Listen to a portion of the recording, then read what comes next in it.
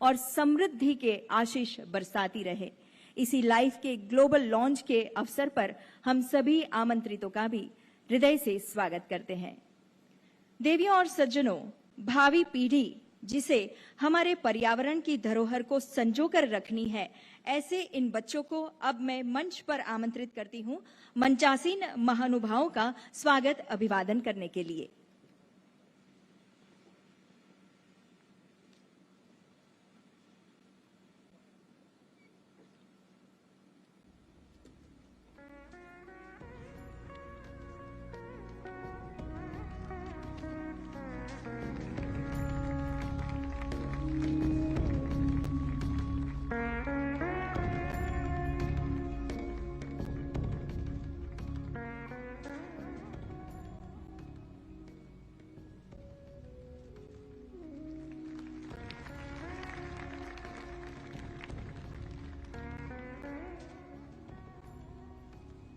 बहुत बहुत धन्यवाद। गुजरात के लोकप्रिय मुख्यमंत्री श्री भूपेंद्र पटेल जी से अब मेरा सादर अनुरोध है आपके स्वागत भाषण के लिए।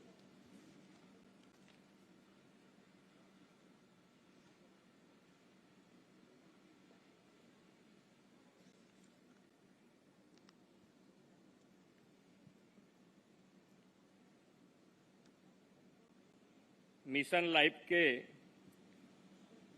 ग्लोबल लॉन्चिंग अवसर पर हमारे मार्गदर्शन करने उपस्थित विश्व के सर्वाधिक लोकप्रिय नेता और हमारे माननीय प्रधानमंत्री श्री नरेंद्र भाई मोदी साहब, संयुक्त राष्ट्र के महासचिव श्री एंटोनिया गुतारेस, विदेश मंत्री श्री एस जयशंकर जी, संयुक्त राष्ट्र के विभिन्न एजेंसियों के प्रतिनिधिगण और भारत के मिशन के प्रमुख और सभी केंद्रीय मंत्री श्री एवं प्रतिष्ठित अतिथिगण, आप सभी का मिशन लाइफ के ग्लोबल लॉन्चिंग समारोह में हार्दिक स्वागत करता है। आज हम इस मंच से गौरव के साथ कह सकते हैं कि जब विश्व में ग्लोबल लीडर सोलर एनर्जी तथा ग्रीन क्लीन एनर्जी की सिर्फ बात कर रहे थे, तब गुजरात के मुख्यमंत्री के तौर पर हमारे प्रधानमंत्री श्री नरेंद्र भाई मोदी जी ने अपनी दूरदर्शिता से इस विषय में ठोस कदम उठाए थे। प्रधानमंत्री श्री नरेंद्र भाई मोदी के गुजरात के मुख्यमंत्री कार्यकाल के दौरान उनके नेतृत्व में गुजरात एशिया का पहला ऐसा राज्य था जिसने 2009 में एक अलग क्लाइमेट चेंज विभाग की शुरुआत की थी। आदरणीय श्री नरेंद्र भाई मोदी जी के विजन से ही राज्य में कैनाल टॉप सोलर प्लांट स्थापित किए गए और सीमावर्ती क्षेत्र चारणका में 730 मेगावाट के सोलर पार्क की स्थापना हुई है। इतना ही नहीं, विश्व जब क्लाइमेट चेंज के सामने लड़ने के रास्ते खोज रहा था, तब नरेंद्र भाई मोदी जी ने अपने अनूठे विजन कन्वीनियंट एक्शन पुस्तक द्वारा पूरे विश्व को इस समस्या का समाधान का मार्ग दिखाया था। पर्यावरण सुरक्षा और क्लाइमेट चेंज के क्षेत्र में प्रधानमंत्री जी के योगदान को यूएन ने भी सराहा है और 2018 में चैंपियन ऑफ द अर्थ का गौरव सम्मान माननीय प्रधानमंत्री श्री नरेंद्र मोदी जी को दिया है। पर्यावरण के संरक्षण और संवर्धन के लिए प्रधानमंत्री श्री नरेंद्र मोदी जी ने नवंबर 2021 में क्लाइमेट चेंज पर ग्लासगो में हुए COP26 के दौरान लाइफस्टाइल फॉर एनवायरनमेंट की अवधारणा को दुनिया के समक्ष रखा था। उन्होंने वैश्विक समुदाय से पर्यावरण मित्र जीवन शैली के लिए लाइफ को अंतर्राष्ट्रीय जन आंदोलन के रूप में आगे बढ़ाने की अपील की थी। अतीत से प्रेरणा लेकर वर्तमान में कार्यरत और भविष्य पर ध्यान केंद्रित कर लाइफ को एक वैश्विक आंदोलन बनाया जा रहा है, जो भारत में पर्यावरण मित्र संस्कृति और परंपरागत प्रथाओं का निर्माण करेगा। रिन्यूएबल एनर्जी के क्षेत्र में पहल करते हुए गुजरात ने देश में सबसे ज्यादा 4 लाख से अधिक घरों को सोलर रूफटॉप इंस्टॉलेशन के साथ कवर कर लिया है। प्रधानमंत्री जी के दूरदर्शी नेतृत्व और मार्गदर्शन में गुजरात ने अपनी सर्वसमावेशी और प्रगतिशील नीतियों के जरिए बिन परागत ऊर्जा क्षेत्र में 18 गीगावाट की स्थापित क्षमता की उपलब्धि हासिल की है। आज हम सब Ekta Nagar statue of unity के परिसर में उपस्थित हैं। भारत की एकता और अखंडता के शिल्पी सरदार साहब की विश्व की सबसे ऊंची प्रतिमा स्टैच्यू ऑफ यूनिटी आदरणीय प्रधानमंत्री श्री नरेंद्र भाई मोदी की प्रेरणा और संकल्प का परिणाम है। माननीय प्रधानमंत्री जी ने इस परिसर को इको फ्रेंडली और इको टूरिज्म स्पॉट के रूप में विश्व समक्ष प्रस्तुत करने हमें मार्गदर्शन दिया है।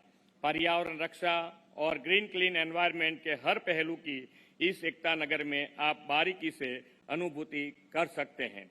दुनिया की सबसे ऊंची सरदार पटेल की प्रतिमा स्टैच्यू ऑफ यूनिटी के सानिध्य में शुरू किया गया यह वैश्विक मिशन निसंदेह 21वीं सदी का सबसे बड़ा पर्यावरण आंदोलन बनेगा। इस विश्वास के साथ मैं फिर एक बार आप सभी का स्वागत करते हुए अपनी बात पूर्ण करता हूं। भारत माता की जय। वंदे मातरम। जय जय गरवी गुजरात।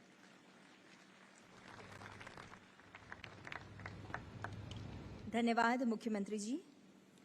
और अब समय है हमारे माननीय प्रधानमंत्री जी की संकल्पना से चरितार्थ और उनके दूरदर्शी नेतृत्व से अनुपालित लाइफ के सिद्धांत को दर्शाती और उसमें जन जन की भागीदारी का आह्वान करती एक लघु फिल्म के निदर्शन का।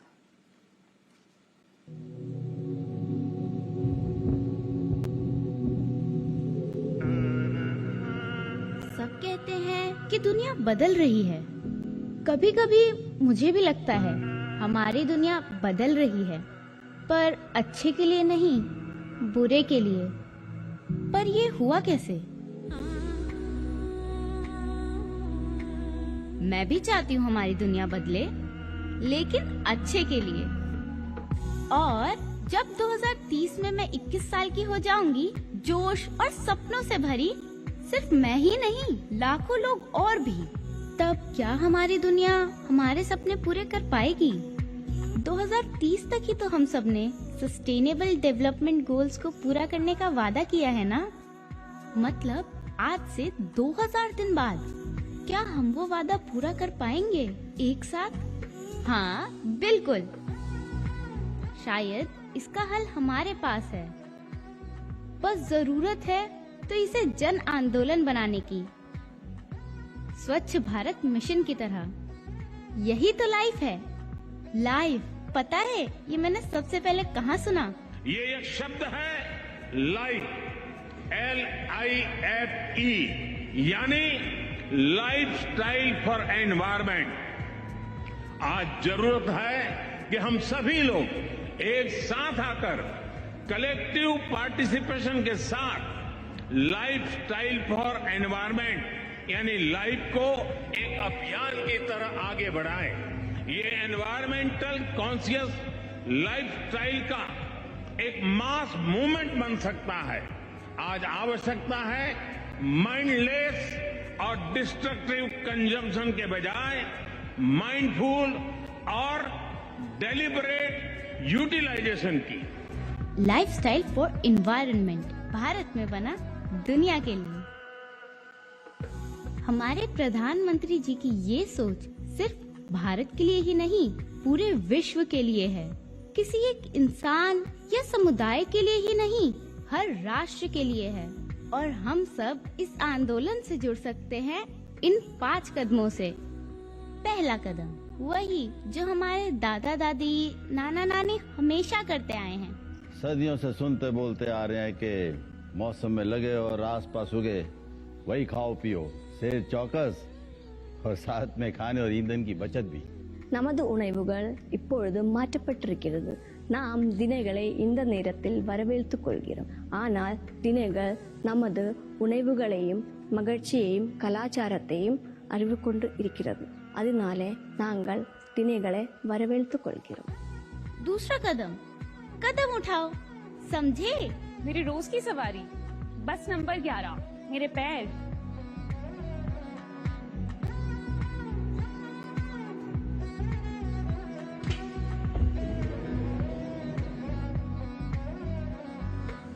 मैं रोज साइकिल से ऑफिस जाता हूँ क्योंकि मेरी कंपनी हमें वॉकिंग, साइकिलिंग, कारपूलिंग के लिए एनकरेज करती है। अगर हम सब मिलके ये कर सकते हैं तो पर्यावरण की सुरक्षा में योगदान दे सकते हैं। तीसरा, सही चुने और सही चुन पाए इसके लिए डिमांड भी करें। सोसाइटी में घर खरीद रहे हैं, बड़ा डिसीजन है, पर कुछ चीजें नॉन नेगोशिएबल हैं, जैसे water harvesting and solar panel, और इन्हें पूरा करना रियल एस्टेट इंडस्ट्री की रिस्पॉन्सिबिलिटी है। पहले कस्टमर हमारे पास आते थे ब्रांड के लिए, प्राइस के लिए, वारंटी के लिए। अब कस्टमर आते हैं हमारे पास 5 स्टार रेटिंग के लिए। करो।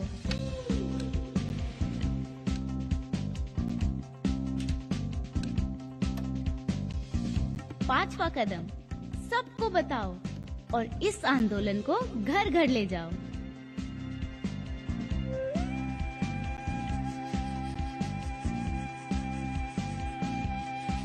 मेरे देश को अपना वादा याद है और वो वादा हम बातों से नहीं, काम से पूरा करेंगे और हर देश, हर इंसान को साथ लेके पूरा करेंगे। एक्ट टुगेदर लाइफ के लिए।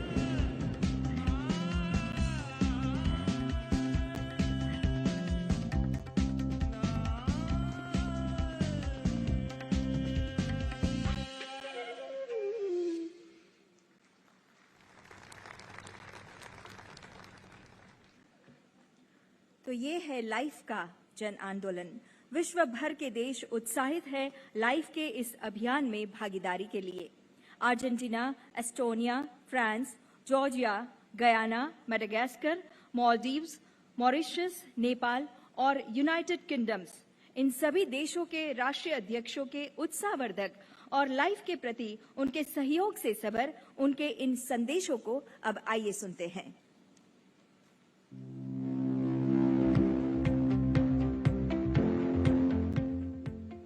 Buenas tardes a todos y a todas. Estoy aquí en Buenos Aires, pero no quise estar ausente en este encuentro, al que nos ha convocado el primer ministro Modi. El mundo vive un tiempo singular, un tiempo asignado ya no solo por una pandemia, sino por una profunda desigualdad. Una desigualdad que hace que muy pocos concentren el ingreso y el hambre se distribuya entre millones de habitantes del mundo. El mundo además sufre una crisis porque está usando y malgastando recursos no renovables que además generan efectos en el ambiente definitivamente maliciosos.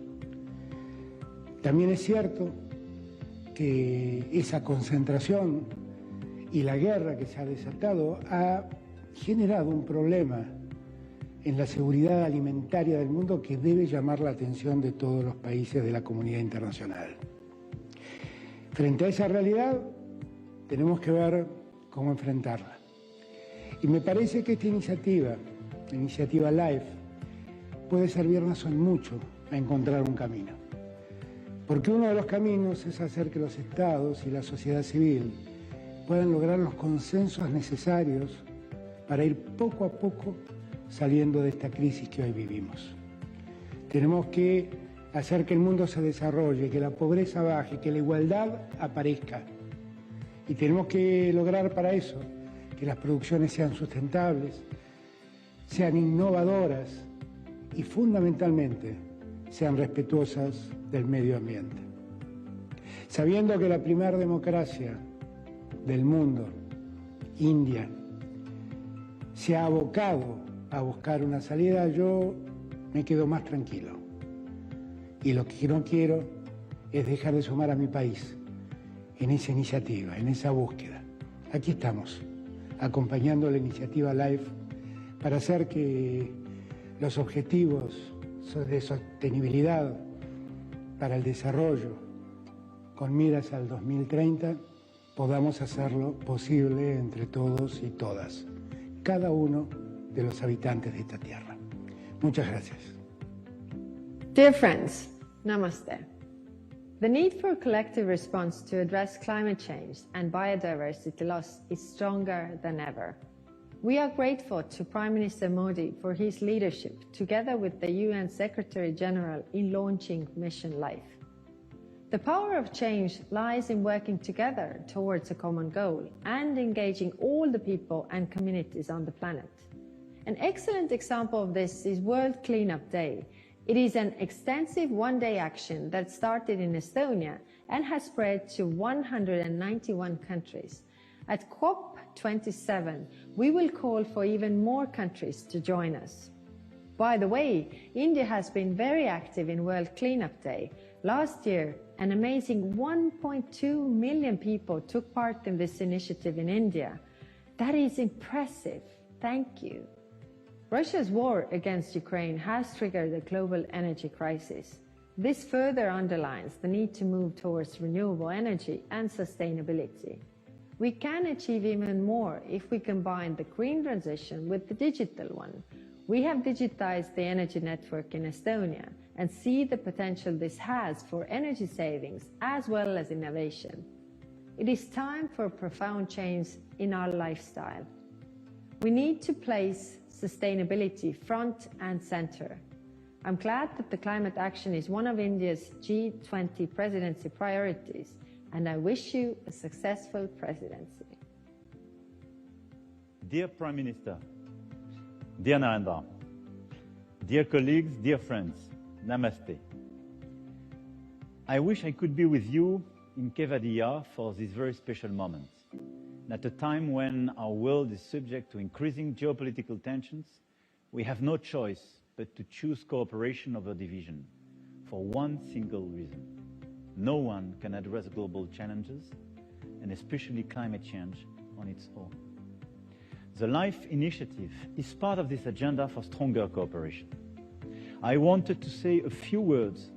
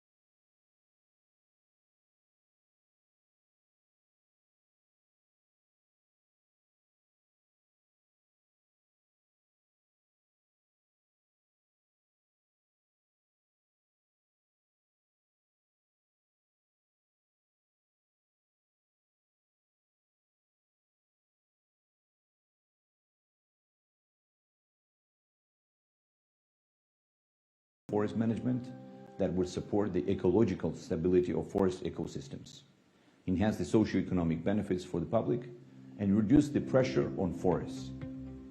In order to address the negative consequences of climate change, Georgia, in accordance with the Paris Agreement, has updated nationally determined contribution document, which sets a new 2030 climate change strategy and an action plan for mitigation measures. I am proud to state that our country stays committed to continue intensive reforms for the better protection of the environment, biodiversity, and meeting its national and international climate goals. I strongly believe that all together we can achieve our common goal and save our planet. Thank you. Our planet is under threat. More than 75% of Earth's land is substantially degraded, undermining the well-being of billions of people. Collective action is needed to protect our planet. Here in Guyana, we have started. Our forest is the size of England, storing 19.5 gigatons of carbon, one of the lowest deforestation rates in the world. So we are leading by example, and we are building a Guyana on a low-carbon development strategy 2030 that not only look at the environmental value of what we have, but also look at how we can improve livelihood options, create new livelihood options for forested communities, and help people to become prosperous whilst at the same time safeguarding our environment. I therefore wish to extend best wishes to Prime Minister of India, Prime Minister Narendra Modi, on the launching of the Mission LiFE logo and mission document, which seeks to mobilize 1 billion Indians to become pro-planet people by 2027, who will practice simple environment and climate-friendly behavior in their daily lives. Congratulations, India, for taking the lead in pioneering this movement. Guyana is committed to protecting and promoting green economic activity through actions that support the Sustainable Development Goals. Simple actions taken every day by citizens across the globe will help to harness the full potential of this collective action. We must do everything within our power to protect and preserve the environment by making the necessary lifestyle changes. All of us, we have an individual and collective responsibility as a family of humanity to do our part in protecting and safeguarding our environment so that future generations can enjoy the beauty of the world we live in. Thank you. Excellences, Monsieur le Premier ministre de la République de l'Inde, Monsieur le Secrétaire général des Nations Unies, Mesdames et Messieurs, le changement climatique, la préservation et la protection de l'environnement est un sujet qui me tient particulièrement à cœur. Comme je l'ai annoncé lors de la 77e Assemblée générale des Nations Unies, les solutions doivent venir de chaque nation, chaque leader et chaque citoyen. Mais surtout, les pays émetteurs doivent tenir leur engagement. Cela demande un effort commun de chaque pays pour préserver notre planète. Nous savons tous que la forêt est le poumon de la Terre, et pourtant, l'utilisation du charbon de bois et du bois de chauffe reste une pratique courante sur l'ensemble du continent africain en général et à Madagascar en particulier. Dans mon pays, l'utilisation du charbon de bois pour la cuisson impacte la destruction d'1 hectare de forêt par an, ce qui est dévastateur, raison pour laquelle nous lançons une lutte contre la déforestation avec la promotion du clean cooking afin de réduire drastiquement l'utilisation et l'usage du charbon. Pour ce faire, nous allons favoriser l'utilisation du réchaud bioéthanol comme alternative dans chaque foyer. C'est en changeant les pratiques et les mentalités que nous pouvons changer les choses. Je suis convaincu que LiFE pourrait devenir l'un des points tournants dans notre lutte contre la crise climatique.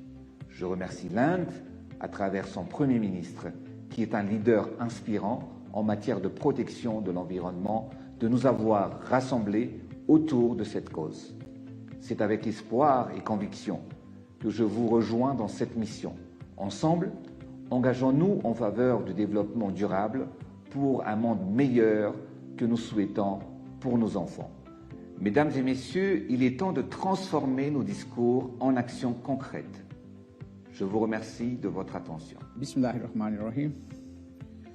One of the greatest breakthroughs we have made in recent years is recognizing that a clean, healthy, and sustainable environment is a fundamental human right. We must at the same time give back to nature. It is time we unpack the lessons left behind by our early ancestors. They taught us that love and respect for our natural heritage are essential for sustainable and resilient development. Prime Minister Modi's Mission LiFE could not have come at a more crucial juncture. The ill effects of the climate crisis come at us with full force, growing in severity the longer we let our inactions drag on. This ambitious initiative is a call for action. Let's not end it there. You see, the best chances of our very survival is on our own hands. Together, let's reflect on our lifestyles and make swift changes towards eco-friendly habits. Simple things in our everyday lives, like choosing to walk more instead of driving, or planting trees wherever we can, all add up to redressing environmental degradation. Individual actions may appear insignificant on their own, but when pulled together, they have the power to spur transformative impact. Maldives stands with the pro-planet people of India. We will do our part to make sure the health and wealth of our planet survive to benefit tomorrow's generations. Governments are joining hands with businesses around the world to address environmental issues. However, policy reforms and economic initiatives are not enough to save our planet. Lifestyle changes at the individual level and behavioral changes at the community level are needed to reduce the strain on the environment. I therefore strongly support the movement launched by Prime Minister Shri Narendra Modi ji to build on good practices at the level of individuals, communities and institutions in order to accelerate the transition to a more sustainable future. If human activities continue at the present pace, by 2050 we will need 3 planets to sustain our way of life. Business as usual is no longer an option. Allow me to end with a quote of Mahatma Gandhi.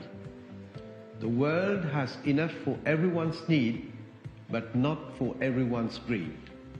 I congratulate Prime Minister Narendra Modi and the Government of India for advancing the idea for lifestyle, for the environment. This is a pioneering movement that can help fight climate change and achieve SDGs, to build on the idea that positive changes in individual actions and behaviors are the key parts of the climate solution that the world urgently needs. I thank the organizer for giving Nepal this opportunity to express our support to the pioneering movement such as LiFE, as well as express the need for work collectively to save our planets, for better future of our people. Thank you very much. In November last year, the world came together in the UK to sign the Glasgow Climate Pact. It was a landmark deal. It showed that governments are ready to take decisive action on climate change and that we must all keep increasing our ambition. Now the energy crisis is showing once again that we need to go further and faster. As democracies, we must work together to secure energy independence and protect our economies. That's why we're turbocharging our rush to renewables. We're investing with partners like India to help build vital climate infrastructure. and we're working together to turn our net zero commitments into action. It's a real pleasure to join Prime Minister Modi in launching the LiFE initiative today, and I commend India's leadership. This is all about helping people make greener choices and live more sustainable lives. So let's keep making those long-term choices, let's keep leading the way, and let's take another big step forward together in Sharm el-Sheikh next month and with India's G20 presidency next year.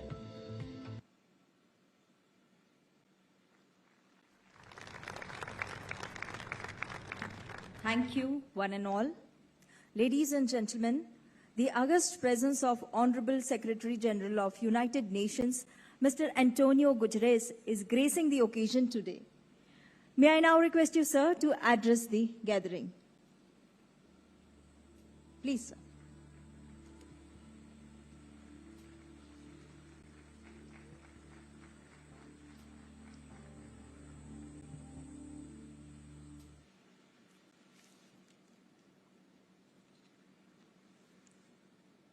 Honorable Prime Minister Modi, Excellencies, dear friends, I'm honored to be with you at the Statue of Unity to launch the Lifestyles for the Environment initiative. In these perilous times for the planet, we need all hands on deck. And I know that sometimes the enormous scale of a challenge might be reason enough to throw up one's hand in resignation. And there isn't a larger challenge in our world today than the climate crisis. But this Lifestyles for the Environment initiative is designed to highlight an essential and hopeful truth. All of us, individuals and communities, can and must be part of the solution of protecting our planet and our collective future. After all, overconsumption is at the root of the triple planetary emergency of climate change, biodiversity loss and pollution. We are using the equivalent of 1.6 planet Earths to maintain our lifestyles. And that great excess is compounded by great inequality. The combined greenhouse gases emissions of the richest 1% are more than twice the poorest 50%. So we need to urgently transform our economic systems to make them friendly to the planet and to make them equitable so all can have equal opportunity to thrive in developed and developing countries. Each one of us will have to learn to live sustainably and reduce our environmental footprint by saving energy and reducing pollution and waste, by using less plastic, by taking advantage of clean cooking technologies, by eating more sustainably and not throwing away food, by using renewable energy, and by making our money count as consumers by supporting sustainable products. And many other examples we have seen in the wonderful film that has started this ceremony.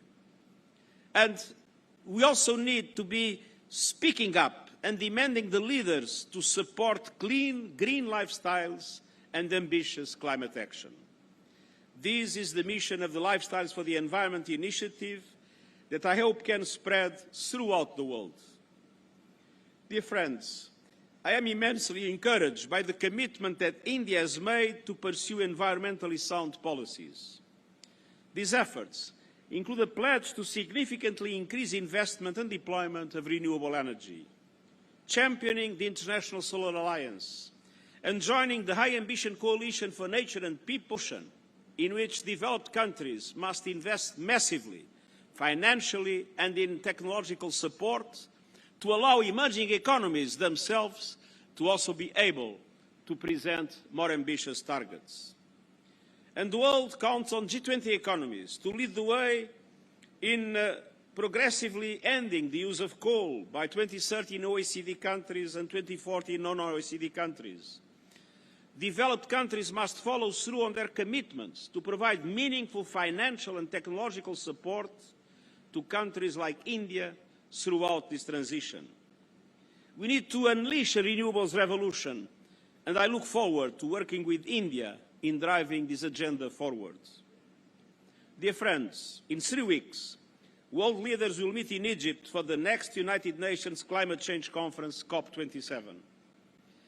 COP27 represents a key political opportunity to rebuild trust and accelerate action across all the pillars of the Paris Agreement: adaptation, mitigation, finance, and loss and damage. Full implementation of the financial commitments made in Paris, a quantum leap in support to adaptation in developing countries, and measurable progress and serious progress in loss and damage are essential conditions to reestablish trust between developing and developed countries around the world. With its vulnerability to climate impacts and its massive economy, India can play a critical bridging role. We have no time to lose. We are in imminent danger of failing to meet the goal of limiting global temperature rise to 1.5 degrees Celsius. And our global goal has to be net zero emissions by 2050. And to achieve this, we must collectively halve global emissions from 2010 levels by 2030. And as the LiFE initiative highlights, every citizen has a role to play. And that includes everyone, everywhere, using their voice to urge their leaders to take much-needed ambitious climate action. Dear friends, as the Prime Minister of Mauritius has recalled, Mahatma Gandhi reminded us that the world has enough for everyone's need, but not enough for everyone's greed. That perfectly captures the situation we face now. Unfortunately, for the time being, greed is prevailing over need, and we need to reverse this trend. The planet is able to support each and every one of us, but we must treat its resources with wisdom and respect. So today, let us pledge to alter our economies and our lifestyles so we are able to share Earth's resources fairly and take only what we need. And let us count on India, as it assumes the G20 presidency, to help usher in a new era of sustainability fully in line with its history, its culture, and its tradition. Thank you.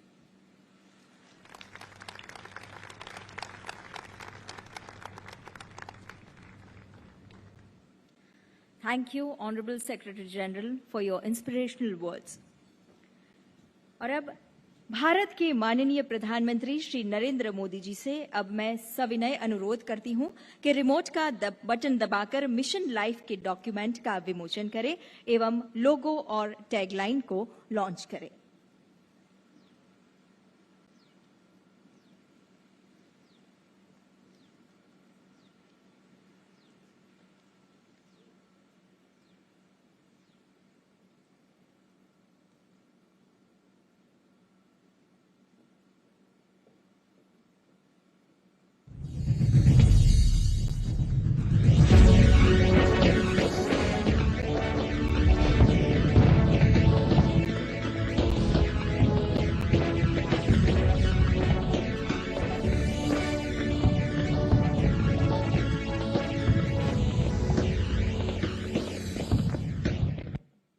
Thank you, dignitaries. आइए हम भी करतल ध्वनि से इस launch का, इस क्षण के हम साक्षी बने।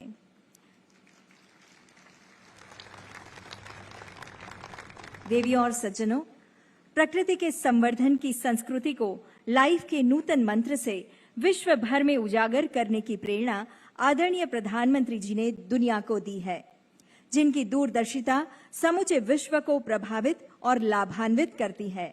ऐसे वैश्विक नेता भारत के यशस्वी प्रधानमंत्री श्री नरेंद्र मोदी जी से अब सादर अनुरोध करते हैं आपके मार्गदर्शन के लिए।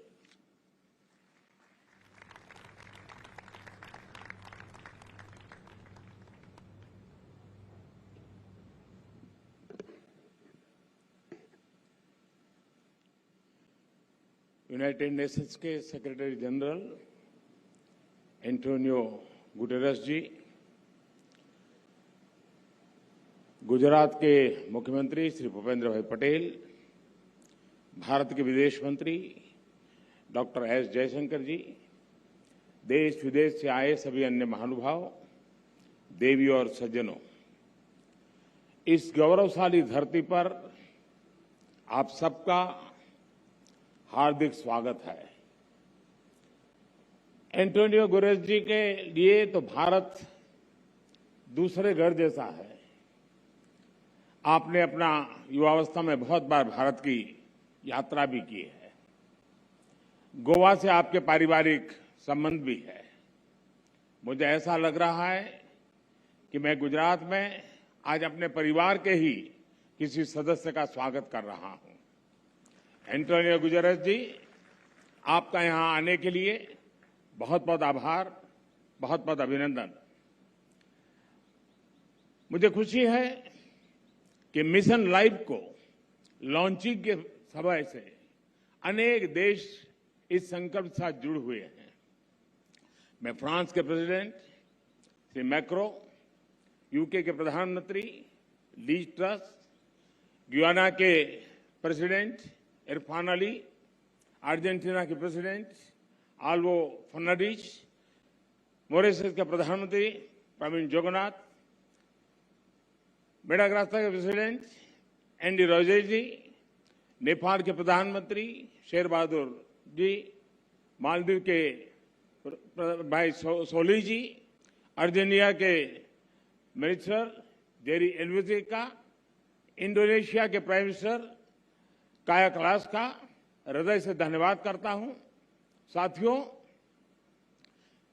ये आयोजन हमारे राष्ट्रीय गौरव सरदार वल्लभ भाई पटेल की विशाल प्रतिमा स्टैच्यू ऑफ यूनिटी के सानिध्य में हो रहा है और क्लाइमेट चेंज के खिलाफ लाइफ में यूनिटी ही सबसे महत्वपूर्ण फैक्टर है। दुनिया की सबसे बड़ी प्रतिमा हमें पर्यावरण से जुड़े ऊंचे लक्ष्य तक तय करने और उन्हें पूरा करने की प्रेरणा देगी। साथियों, जब प्रतिमान विशाल होते हैं तो कीर्तिमान भी विशाल होते हैं।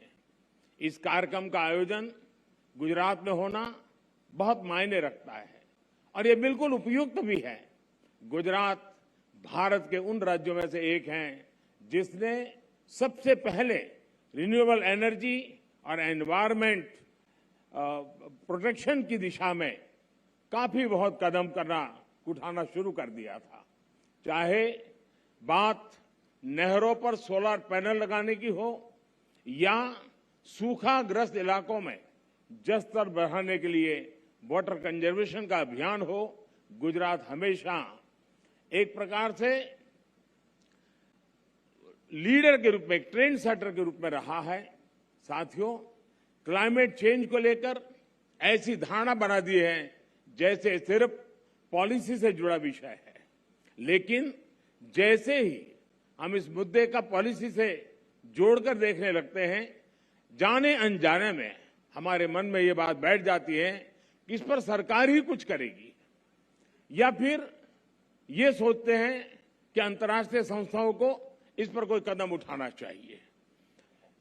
ये बात सही है कि सरकार, अंतर्राष्ट्रीय संस्थाएं, उनकी भूमिका बड़ी है और वो इसे संभाल करने का प्रयास भी कर रहे हैं, लेकिन हम सभी देख सकते हैं कि अब इस मुद्दे की गंभीरता चर्चाओं से बाहर निकलकर दुनिया के हर कोने में, हर घर में आज नजर आने लगी है। क्लाइमेट चेंज से हो रहे बदलाव लोग अपने आसपास महसूस करने लगे हैं। पिछले कुछ दशकों में हमने इस दुष्प्रभाव को और तेज देखा है, अप्रत्याशित आपदाओं को झेला है। आज हमारे ग्लेशियर्स पिघल रहे हैं, समुद्रों का जलस्तर बढ़ रहा है, हमारी नदियां सूख रही है, मौसम अनिश्चित हो रहे हैं और ये बदलाव लोगों को सोचने पर मजबूर कर रहे हैं कि क्लाइमेट चेंज के मुद्दे को सिर्फ पॉलिसी मेकिंग के लेवल पर ही नहीं छोड़ा जा सकता। लोग खुद महसूस करने लगे हैं कि एक व्यक्ति, एक परिवार और एक समुदाय के तौर पर उन्हें इस धरती के लिए, इस प्लेनेट के लिए कुछ न कुछ जिम्मेवारी उठानी चाहिए, खुद ने भी कुछ करना चाहिए। लोग जानना चाहते हैं कि अपने खुद के प्रयत्न में या परिवार के साथ और अपने समुदाय के साथ मिलकर वो कौन से कदम उठा सकते हैं जिससे धरती की सुरक्षा हो सके, इस पृथ्वी की सुरक्षा हो सके। इन सारे सवालों का जवाब मिशन लाइफ में है। मिशन लाइफ का मंत्र है lifestyle for environment.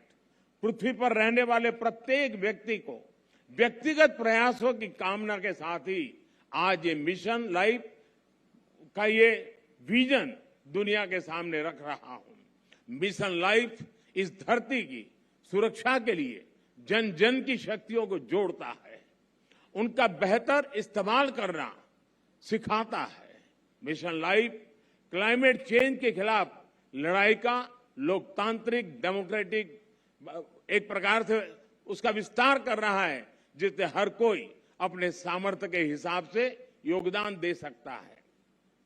Mission life इस बात पर भरोसा करता है कि छोटे छोटे प्रयासों का भी व्यापक प्रभाव हो सकता है।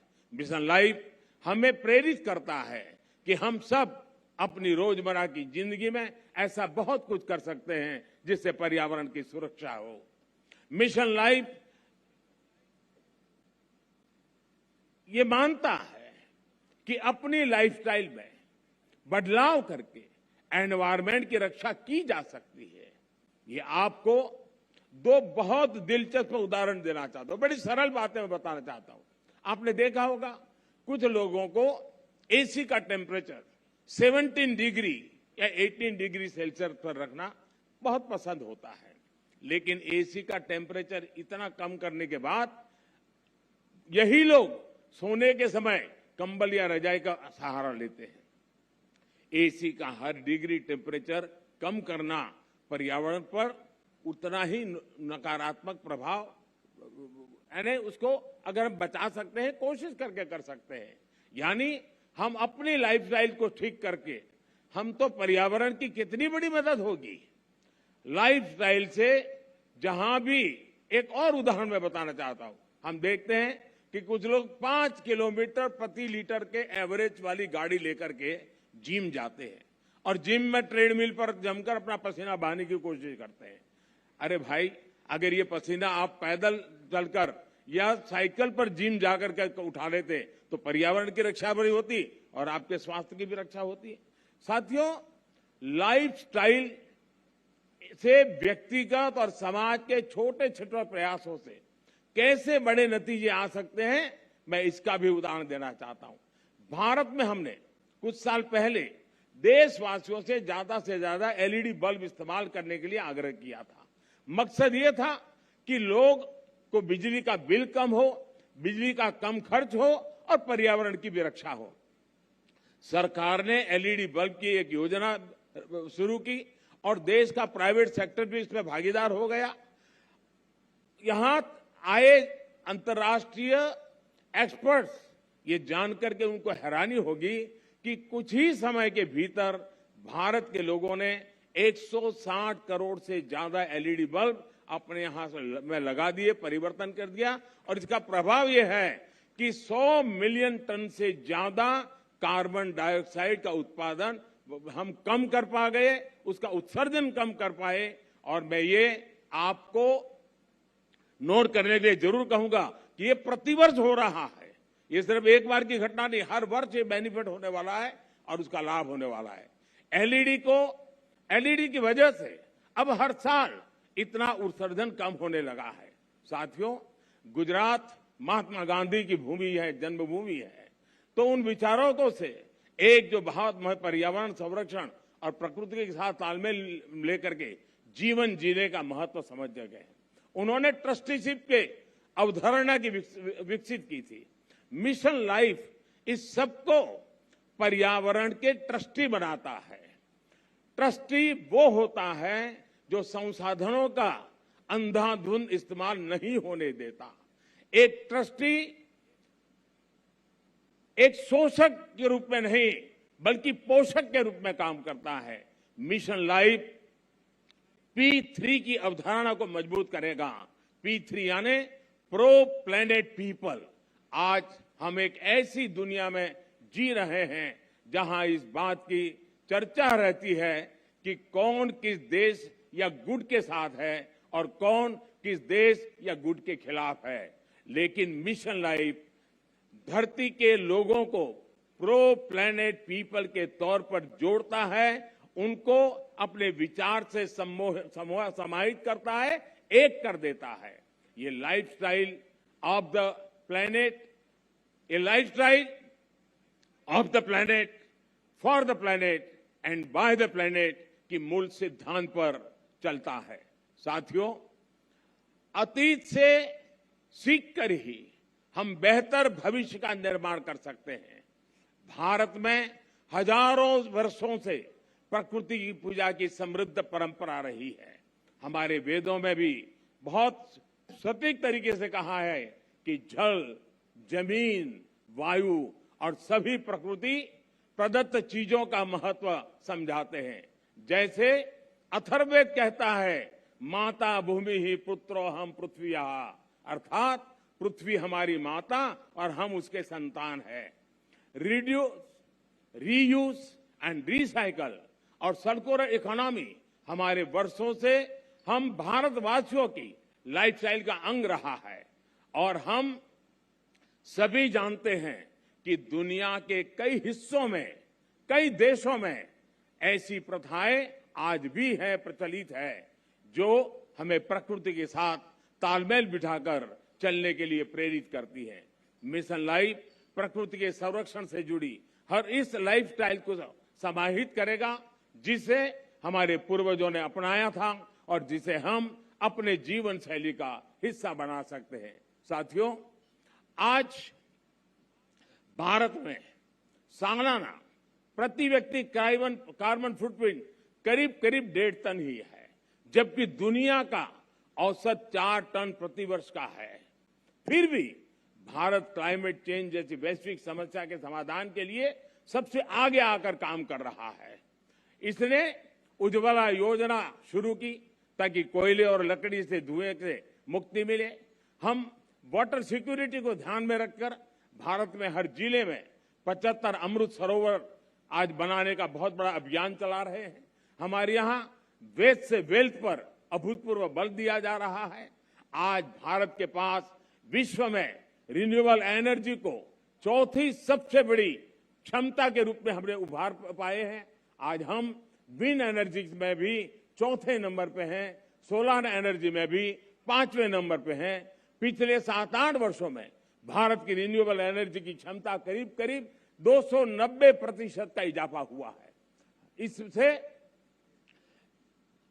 हमने इलेक्ट्रिक क्षमता का 40% नॉन फोसिल फ्यूल यानी उस सोर्स को ही हासिल करने का लक्ष्य अब भी हमने समय सीमा से 9 साल पहले हासिल कर लिया है। हमने पेट्रोल में 10% इथेनॉल ब्लेंडिंग का लक्ष्य भी तय किया था और उसे भी समय सीमा से 5 महीने पहले ही हमने पूरा कर लिया है। अब भारत पेट्रोल में 20% इथेनॉल ब्लेंडिंग के लक्ष्य पर काम कर रहा है। हाइड्रोजन इकोसिस्टम के लिए भारत पर्यावरण के अनुकूल ऊर्जा स्रोत की तरफ भी बहुत तेजी से कदम बढ़ा रहा है और ये गुजरात ग्रीन हाइड्रोजन के लिए हब के रूप में विकसित होता चला जा रहा है। इससे भारत और विश्व के कई देशों को नेट जीरो के अपने लक्ष्य को हासिल करने में बहुत बड़ी मदद मिलेगी। साथियों, आज भारत प्रगति भी कर रहा है और प्रकृति भी का उतना ही उत्तम उदाहरण बना करके तालमेल के साथ जीने का एक रास्ता को बना रहा है। आज भारत विश्व की 5 की बड़ी अर्थव्यवस्था भी बना है। हमारा वन क्षेत्र भी बढ़ रहा है। अन्य जीवों की संख्या में भी हमारी यहाँ लगातार वृद्धि हो रही है। भारत अब दुनिया के साथ अपनी भागीदारी का और ज्यादा बढ़ाना चाहता है। वन सन, वन वर्ल्ड, वन ग्रिड जैसे अभियान ऐसे ही लक्ष्यों की तरफ हमारे संकल्पों को मजबूत करते हैं। Coalition for disaster resilient infrastructure, इसके निर्माण का नेतृत्व करके भारत पर्यावरण सुरक्षा के प्रति अपनी अवधारणा से दुनिया को अवगत करा चुका है। मिशन लाइफ इसी कड़ी में एक अगला कदम है। साथियों, सेक्रेटरी जनरल एंटोनियो गुटेरेस मेरी इस बात से सहमत होंगे कि जब भी भारत और संयुक्त राष्ट्र ने मिलकर काम किया है, दुनिया को बेहतर बनाने को नए रास्ते मिले हैं। भारत ने अंतर्राष्ट्रीय योगा दिवस का प्रस्ताव दिया था, जिसे संयुक्त राष्ट्र को समर्थन दिया था, और आज संयुक्त राष्ट्र के समर्थन के कारण दुनिया के करोड़ों लोगों के स्वस्थ जीवन की प्रेरणा का योग एक कारण बन गया है। वैसा ही एक उदाहरण इंटरनेशनल ईयर ऑफ मिलेट का है। भारत अपने पारंपरिक और पर्यावरण के अनुकूल मोटे अनाज से दुनिया को जोड़ना चाहता था। संयुक्त राष्ट्र ने इसका भी समर्थन किया। हम अगले साल इंटरनेशनल ईयर ऑफ मिलेट मनाने वाले हैं, लेकिन अभी से दुनिया भर में इसकी चर्चा प्रारंभ हो चुकी है। मुझे विश्वास है कि संयुक्त राष्ट्र के समर्थन से मिशन लाइफ को विश्व के हर कोने में, हर देश में, हर नागरिक तक पहुंचाने में बहुत बड़ी सफलता मिलेगी। हमें एक मंत्र को याद रखना है, प्रकृति रक्षति रक्षिता, अर्थात जो प्रकृति की रक्षा करते हैं, प्रकृति उनकी रक्षा करती है। मुझे विश्वास है इसी मिशन लाइफ पर चलते हुए एक बेहतर दुनिया का निर्माण कर पाएंगे। आप सभी का एक बार फिर मैं आभार व्यक्त करता हूं, और यूएन के इस समर्थन के लिए मैं फिर से एक बार हृदय से धन्यवाद करते हुए मेरी वाणी को विराम देता हूं। धन्यवाद।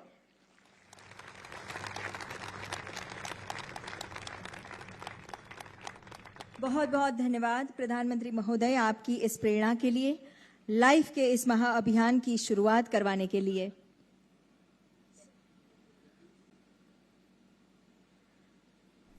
We also thank Honorable Secretary General of United Nations for his valuable presence today. मुख्यमंत्री एवं विदेश मंत्री जी का हम हृदय से स्वागत अभिवादन करते हैं, धन्यवाद अदा करते हैं, और आप सभी आमंत्रितों का भी बहुत बहुत धन्यवाद।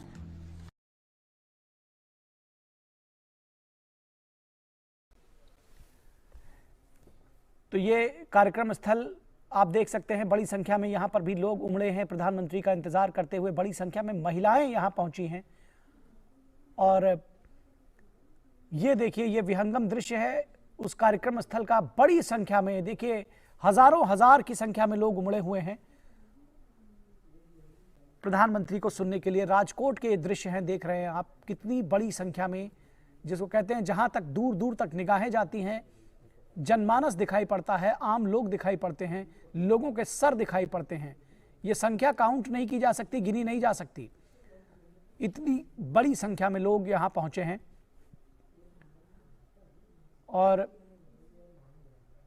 ये दृश्य बता रहे हैं प्रधानमंत्री की लोकप्रियता का अंदाजा आपको इस बात से लग सकता है कि स्वतः स्फूर्त किस तरह से लोग यहां आए हैं अपने प्रधानमंत्री को सुनने के लिए, इस कार्यक्रम में शामिल होने के लिए। और प्रधानमंत्री इस वक्त कार्यक्रम स्थल पर, राजकोट में कार्यक्रम स्थल पर पहुंच चुके हैं। उनके साथ में मुख्यमंत्री भूपेंद्र पटेल, लोगों ने स्वागत किया प्रधानमंत्री नरेंद्र मोदी का। अधिक लोकप्रिय नेता एवं आदरणीय श्री प्रधानमंत्री नरेंद्र भाई मोदी, खूब खूब स्वागत, वंदन, अभिनंदन।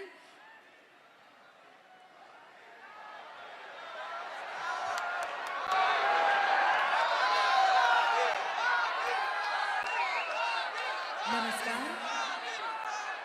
રાજકોટ, મોરબી અને અન્ય જિલ્લાઓ માટે વિવિધ વિકાસ કામોના ખાતમુહૂર્ત, શિલાન્યાસ અને લોકાર્પણ પ્રસંગે આજના આ કાર્યક્રમમાં આપ સૌનું હૃદયપૂર્વક સ્વાગત કરીએ છીએ। સૌરાષ્ટ્રની આર્થિક રાજધાની એવા રાજકોટમાં શહેરી વિકાસ અને શહેરી આવાસના નવીન સોપાનો પણ આજે ઉમેરાઈ રહ્યા છે।